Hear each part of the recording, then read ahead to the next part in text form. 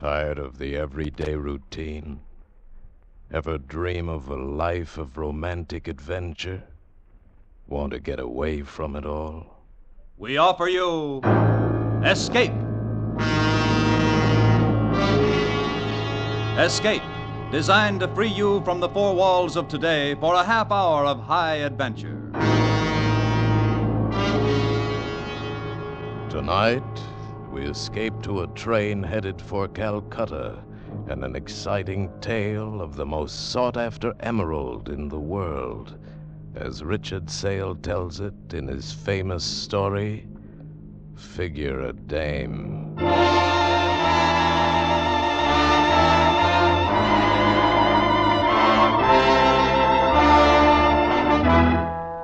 You do it. You figure a dame. Take this Mrs. Arthur Bankner, whose body I'm hired to guard. A widow woman who wanted a piece of green ice so bad she came halfway across the world to this Raj Johor, this whistle stop in the middle of India. And then to the winter palace of a character named Samurai Dal.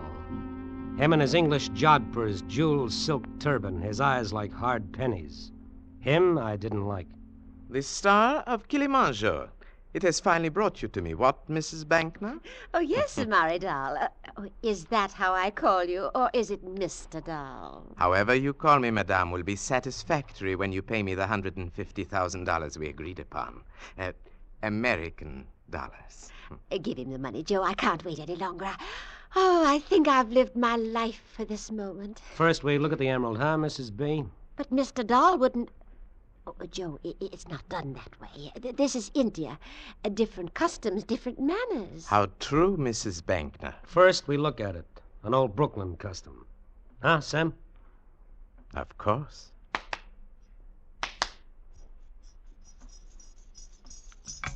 Samurai Dal. The emerald. The star of Kilimanjaro. Fetch it, girl. At once, Samurai Dal. Goes good with you, huh, Sam? Dancing girls with bells on their toes? It's only adequate. I neglected to ask you this, Mrs. Bankner. Forgive me, but just who is this creature? Joe? Oh, he's not a creature, Mr. Dahl. He's... well, for one thing, he's a detective for the Magnum Insurance Company. That explains a great deal. You see, Mr. Dahl, Joe, Mr. Harriman here, recovered some jewelry I lost in Paris. Oh, I was so impressed with him. I mean with how efficient he was. And yeah, she means she persuaded Magnum to let me come along on this little buying trip for protection. Magnum thought it was a good idea, too. Now you know who the creature is. Now everything's gay, huh, Sam? Samurai Dal. Thank you. You may go back, girl, to whatever child's game you are playing. I could weep at having to part with this. Here, the star of Kilimanjaro. Oh, Joe, look at it, look. Oh, all my life, many, many jewels, but, oh, none like this. None. Yeah. It's something. It'll do. Oh. You are satisfied, Joe? Yeah. And you, Mrs. Bankner, it satisfies you? Oh, yes. Then it remains only for me to be satisfied. Give him the money, Joe. Give it to him. Yeah, okay. Okay, here, Sam. You can count it if you want to. I want to. Oh, exquisite money. Good. Oh, Mrs. Bankner. Yes. If, by some grave misfortune, you should lose the star of Kilimanjaro, or, more exactly, it be stolen from you, then please to refer the thief to me. I shall be happy to buy it back from him at a good price.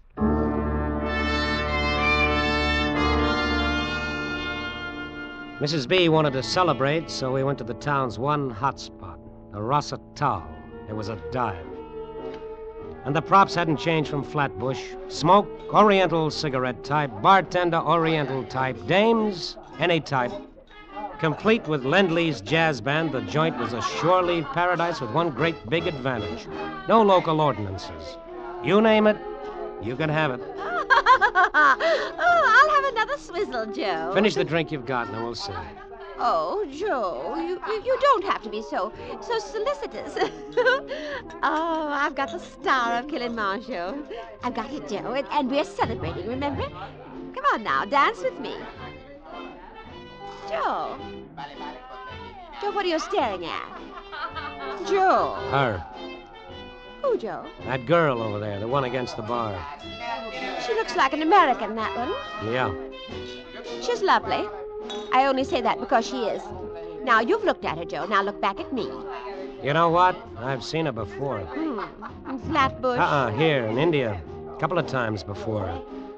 I look up and there she is, leaning against a bar or watching the same rope trick or being a part of the same crowd as me. She's following you, Joe, to the ends of the earth. And I bet her resistance is getting lower from bar to bar. Following me, yeah. I heard you say something about dancing, lady. Well, now. They're arresting you from the poop deck, sailor boy. Beat it. Oh, Joe, at least buy him a drink. Buy him nothing. Go on, sailor, make an exit while the house is still with you.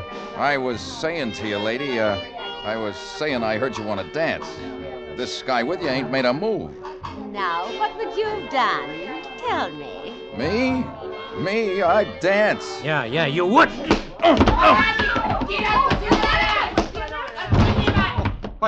What has happened here? The Jolly Tar, he happened. Get him out of here. Oh, yes, Sahib. Amit, Tohan, this man on the floor. Out! You shouldn't have hit him, but... Joe, I liked watching you do it. And I'm of the same mind. Ah, it was a beautiful thing. Oh, you too, mister? You want to play too? No, McBoy, no. I know an Irish Red Cross when I see one, so I brought you both drinks. My pleasure. Why, thank you. I am not Irish. You may not know it, son, but you are. You know, someplace on your tree there's an Irishman. Do you mind if I sit down? Who are you? What's the A man like you, son. I can tell it by the turn of your lips. A seeker, you might say. After what now? A woman's smile? And there's that here in India. Fortune? There's that here, too. Things, that's what. Without the Irish poetry, who are you? Rafferty. John Rafferty. We're happy to know you, Mr. Rafferty, even for just this moment. We're leaving now. Oh, really? But why? Let's stay, Joe. Sleep. We'll need it. The train to Calcutta leaves early tomorrow. And so it does. Then this is not goodbye after all. For I'll be on that train myself. Sleep, I'd said. For the widow with the emerald, maybe, but not for me. I sat on the veranda of the Raj Johor Ritz just outside Mrs. B's room, and I could hear her making happy moans in her sleep. Once I heard a crawling noise. I got up, investigated, and found it was a noise made by something that crawls. Then came the dawn. I hustled Mrs. B and her bags into a Model T cab that took 2 hours to get to the railroad station a mile away. That I'd counted on, so we made the train for Calcutta on time. Oh, Joe, just think, in a few days, Calcutta. Then the plane, then Paris, and then you leave me. Yeah, that's how it was laid out, the itinerary. Go on in, I'll be there in a minute. But aren't you coming with me? No, Mrs. B, you go find your compartment. I'll bring the bags to you. Oh, but... Oh, I see. The bar girl. That's who it is, isn't it, Joe? Coming this way. That's who it is, Mrs. B. You won't want to be here when I talk to her, huh, Mrs. B? No, but don't talk long, Joe. It's me that's paying you, remember? So Mrs. B was on her way to her compartment. The star of Kilimanjaro and a little pouch with gold strings around her neck and inside her dress. This was the last lap. If anyone was going to lift the rocket, it had to be done before we got to Calcutta. And then the girl's perfume was inside me. We've met before, haven't we? Where or when, I don't know, but we've met. It's as good a way as any to get to know me. I'm Joe Harriman. Marion Ryder. Seems we're always in the same places. On the train all the way from Bombay, at the cafe last night, here. Coincidental, isn't it? Is it? I wouldn't know. Well, of course it is. Wait, do you mean you've been following me? A dream like you that makes you hungry inside? It wouldn't be hard. Like that? Like that. Traveling for your health, Marion? No, business. In this slop hole, something like you, business? Well, I'm a kind of buying agent for a New York firm. Trinkets. That's it, trinkets. Emerald trinkets? Emerald would be lovely. I must find my compartment, Mr. Harriman. Maybe I'll see you again later? Count on it, Marion. It's a promise I make to myself. All aboard! All aboard!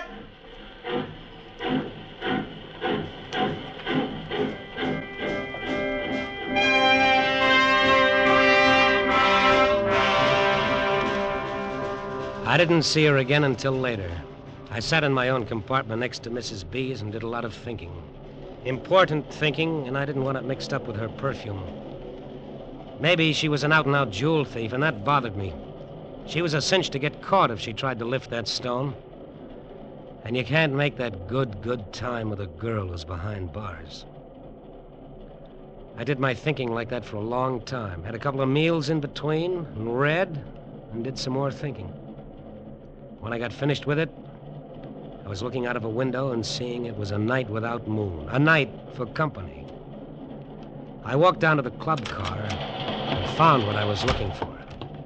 Hello, Miss... Oh, don't be frightened. It's me. That, kind of night out there get you down? No. I was just toying with my memory. Sit down, Joe. Oh, thank you. Toy with your memory some more. It wears wonderful on you. And then tell me about it. All right. Now shall I tell you about it? Uh-huh. Out there, Joe, the night, the black hills, those strange little lights that flicker and swirl past you. It's like... Well, like I wasn't on this train at all, but out there and part of it. Like something I've known and remembered for a long, long time. Is that all? That, Joe. This? Joe. Don't say we shouldn't have done it, because we should have. I know, but what must you think of me? What? I'll tell you. Because I level with women who level with me. I think you're interested in me. And? And trinkets. Expensive trinkets. Like the star of Kilimanjaro. I don't understand you. Mr. Harriman, please come, hurry. Mrs. Bankner. What's the matter with her? She is very upset. I think something is wrong. She says you come right away. She is crying. Excuse me, Marion. I gotta go to work. Come on, you. Yes.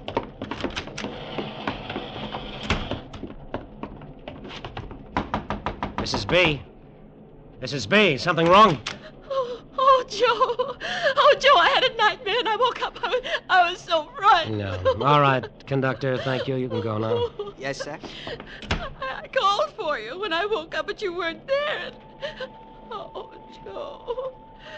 Sit here and put your arms around me. Oh, Joe, hold me tight. Yeah. Oh, it's better like this. You close to me like this. Uh-huh. Oh, look at me, Joe. What do you see? You're so helpless, I could kiss you. Try me, Joe. Yeah. Joe. Joe, you're hurting me. Joe, what? Joe! Her throat was soft against my hands. Her arms waved around for a little while. The look in her eyes was something I had never seen before.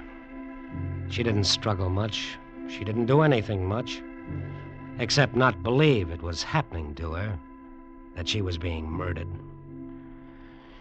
Then she quit believing anything. She was dead.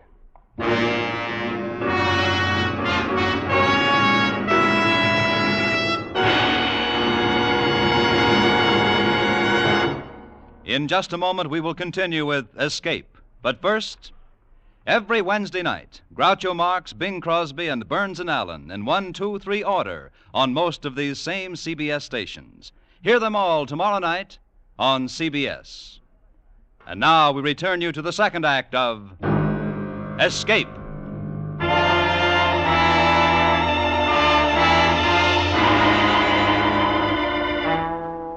There wasn't much trouble falling asleep after that. After I was sure Mrs. B was dead. And after I'd stashed the emerald where it couldn't be found. Wasn't much trouble falling asleep at all. Like being out with a beautiful dame. And she liked you. And you went home and put your arms behind your head and smiled to yourself. And you slept the best kind of sleep of all.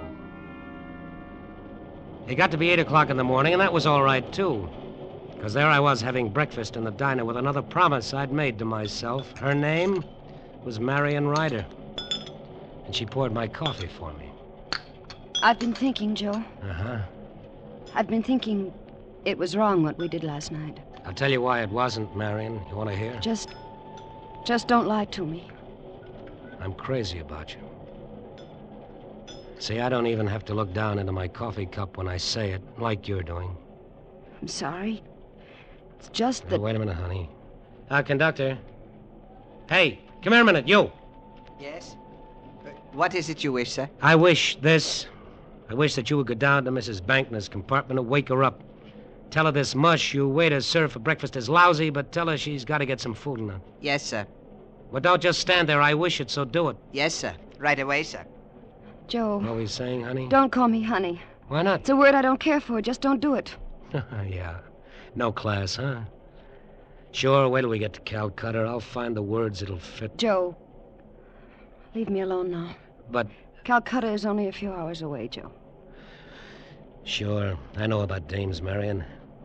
They need thinking time to make everything right with themselves. Sure. I'll see you later. Morning, my boy. Morning to you. Morning. Oh, hello, Mr. Rafferty. Have you had your breakfast yet? Yes, don't remind me of it. Oh, you come along and have a coffee with me, then. Thank you, but no. Oh, by the way, my boy, Mrs. Bankner. What about her? Well, nothing about her, but I'm in the next compartment to hers, and I heard the conductor knocking on a compartment door just now, and she doesn't seem to answer. Oh, she sleeps heavy. Oh, well, she's lucky. Well, I'll see you later. Yeah. Mrs. Bankner? Breakfast, Mrs. Bankner? What's the matter, conductor? She doesn't answer. I've been knocking. Oh, yes, sometimes she does that. Have you got a key to the door? Yes, but... Open it. Very well. Holy... Something is... Yes, something is, all right. Come on in. Close that door. Look at her, will you? Something is... You said that. She's dead. I'll tell you something else. The lady's been murdered. You said... I said murdered. Look at the marks on her throat. Strangled. Sir, her hand. Please, she is holding something in her hand. Oh, yeah. Yeah, she is at that, a button. Perhaps the man who did this thing to her. His button. That's a real good, perhaps. Come on. Not a word about Mrs. Bankner to anybody, you understand? Yes, but... I'm a detective. I know about these things. Not a word. Come on. When do we get to Calcutta? In 3 hours, noon. First stops are for water. A 5-minute stop at a village, Mipirai, then Calcutta. As soon as we get there, telegraph to Calcutta to the police. Tell them what's happened. And that's all. You understand? Yes. Well, now we go in here. In here. But this is Mr. Rafferty's compartment. Yes, the guy who did it. Close the door. I think he got what he was after from Mrs. Bankner. Maybe we'll find it. There will be trouble. You are searching his things. I told you I'm a detective. I know how to operate. Now, let's try this closet. Let me see. Nothing here. But the button... I'll give it to you. I'll turn it over to the British police when we get to Calcutta. Here, take it. Yes. But the button in Mrs. Bankner's hand was brown. Gray. Can't you see the button is gray? Take it. We stood there staring at each other for maybe a minute, and then his eyes eased off mine. He made a kind of sloppy salute. He turned, went down the train corridor to wherever it is conductors hold their heads in their hands. It had been awful close, awful tight. Tearing a gray button off Rafferty's coat while I searched it and palming the button off on the conductor, that was a little task that took delicacy and timing. So I'm delicate with my fingers, and my sense of timing is perfect, and I'm sure of myself. And that adds up to a win. When we hit the water stop, I got off to stretch my legs, to let myself breathe the fresh air so it would cool me off inside. The little guy running like a monkey on top of the water tank looked neat and clean in his white diaper and green turban. The hills covered with snow looked good, far away, but good. And then an Irish mosquito buzzed in my ear. That's a lovely panorama, those hills. Lovely. It's like music.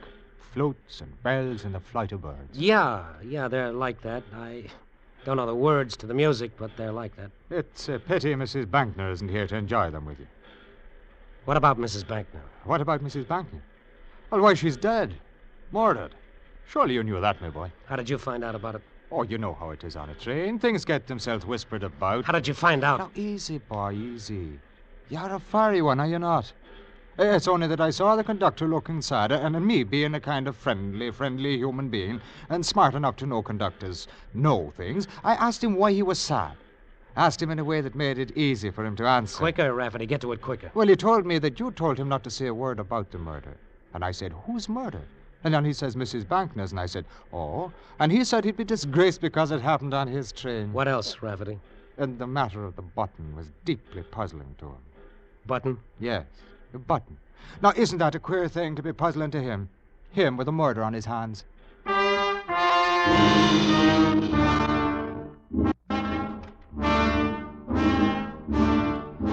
train got going after that. Me too, my brain, that is. Things going around in my brain. Everything got mixed up with that crummy little button and that crummy little conductor. Imagine a guy so scared he had to shoot his mouth off like that, and shoot it off to Rafferty, of all people.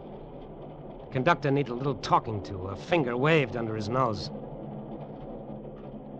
The way it happened, I was standing on the observation platform by myself, and he came right up to me. Mr. Harriman? I beg your pardon, Mr. Harriman. Yeah? I beg your pardon, Mr. Harriman, but lunch is being served in the diner. An early lunch. We shall be in Calcutta in an hour. Come here, you. I beg your pardon? I said come here. You wish it? Uh-huh. You know something? You look worried. Because I am. Why? This whole affair. The murder and the... Button? That, sir. And the other thing. You say Mr. Rafferty is the murderer. I told you not to talk to him. I told him hardly anything. I didn't tell him he was suspect. Oh, it's good you didn't. Real good for you didn't. Just let Rafferty coast, you understand? Then when we get to Calcutta, the police will arrest him because you've got the evidence. The button. I've got it, only... Only what? Only I thought it was brown. You did, huh? It was brown. You're sure of it? It was brown. When it was in Mrs. Bankner's hand, it was brown. When you gave it to me in Mr. Rafferty's compartment, it was gray. See, I have it here. It is gray. Yeah, I'll take it. Sir? Give it to me. Thank you. Now, you know what? It was brown. Yeah, it was. But I'm saying something. I'm saying, you know what? Sir? I'm saying you've got to go. You really got to go. Sir, what are you doing? Right now, you Sir, got to go. It was gray. No, no, no!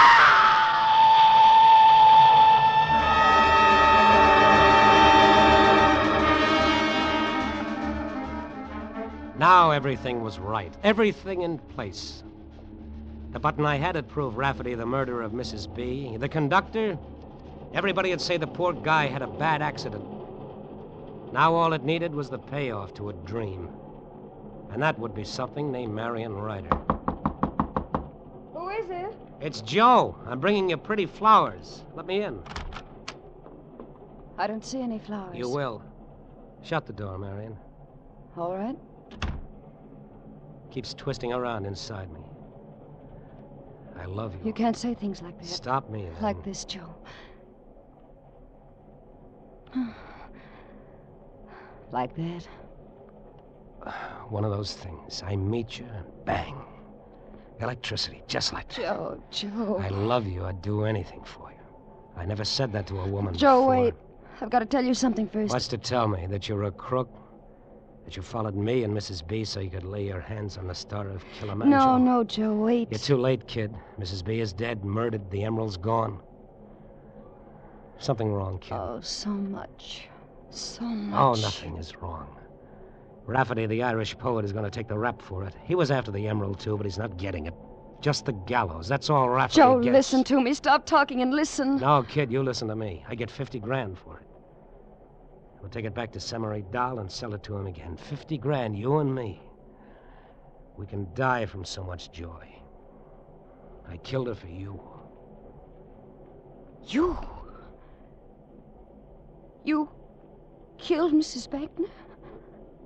You murdered her? Sure. Kid, it wasn't hard. You mean that much to me, so it wasn't hard. It was almost a pleasure. A down payment on our happiness, you might call it. Oh, you spoiled everything, everything. Oh, Joe, you poor fool. Marion, is that right, Joe? You're such a fool. Get out of here, Rafferty. No tricks, lad. This gun I hold makes holes in people.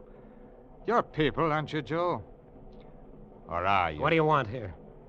Tell me before I go for my gun I do foolish things like that. I don't doubt it. But first I'll tell you, lad. I know how you planted a murder on me with a button from my coat. And I know where the Star of Kilimanjaro is. So you're nothing but a filthy, stinking jewel thief, just like I figured. Not quite, Joe. Marion, tell him how I know these things. Tell him who I am.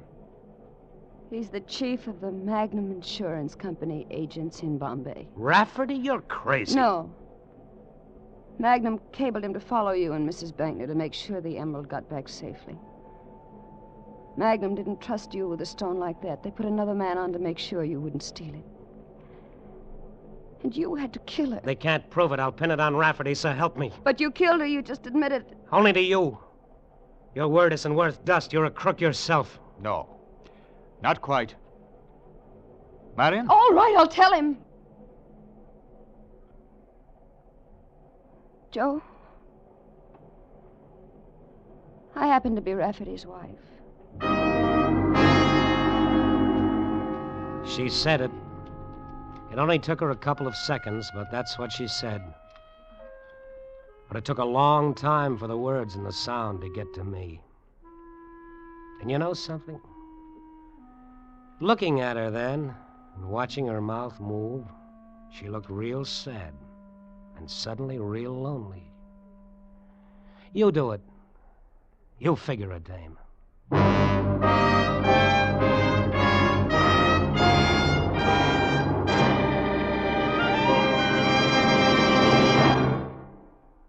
Escape is produced and directed by William N. Robeson. Tonight we have presented Figure a Dame by Richard Sale, adapted for radio by Morton Fine and David Friedkin. Featured in the cast were Frank Lovejoy as Joe, Joan Banks as Marion, Sarah Selby as Mrs. Bankner, and Ben Wright as Rafferty. Also heard were Paul Frees, Harry Bartell, and Gary Merrill. Special music was arranged and conducted by Del Castillo. Next week. You are on a small ship off the coast of Borneo. In the waters beneath you lies a fortune in pearls, and at your side stands a man from whose murderous greed there is no escape.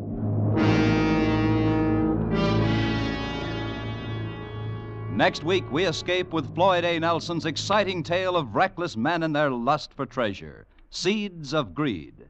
Goodbye, then, until this same time next week, when once again we offer you Escape.